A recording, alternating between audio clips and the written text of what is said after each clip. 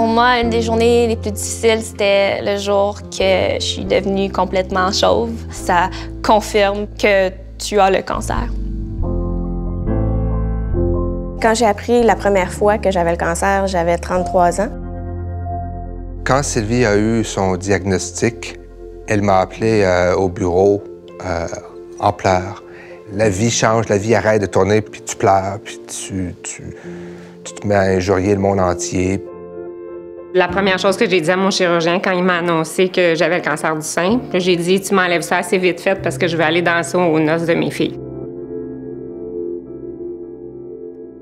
La veille où elle devait aller à ses séances de chimio, elle avait cette angoisse qui montait en elle, elle tremblait.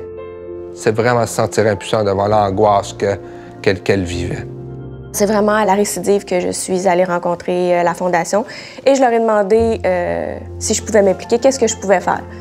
Chaque conférence que je donne, il y a toujours une personne qui, à la fin de la conférence, vient te parler de ses peurs, de ses problèmes les plus intimes et c'est vraiment cette relation-là qu'on bâtit avec les gens.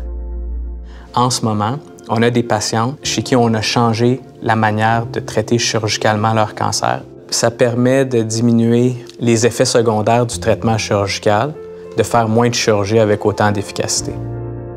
Mélia, la chef de projet ici à la Fondation, elle était plus comme une amie pour moi. C'était pas juste une représentante de la Fondation. Peu importe que ce soit, elle m'a dit qu'elle serait là pour m'aider.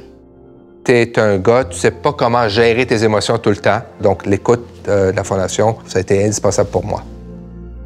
Ils ont financé un projet de recherche assez audacieux. Ça prenait du guts pour financer un projet comme ça, puis ils l'ont fait. Fait que ces 45 équipes-là, comme moi, n'auraient pas pu réaliser ces projets de recherche-là.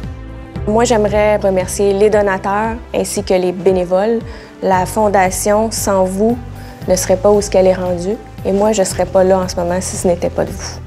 Les bénévoles et les donateurs, c'est vous qui êtes la Fondation. C'est eux vraiment qui nous donnent l'espoir. La Fondation, c'est plus de 23 millions de dollars investis dans les centres de recherche au Québec. C'est 450 bénévoles qui s'engagent chaque année dans la lutte contre le cancer du sein. Et des milliers de donateurs et de partenaires qui ont la cause à cœur. La Fondation, c'est vous. Ma plus grande peur, mais évidemment, c'est de ne pas survivre. Mais avec la Fondation, je sais que j'ai tout ce qu'il me faut pour le faire. Merci, c'est merveilleux. Merci. Merci. Merci beaucoup. Merci.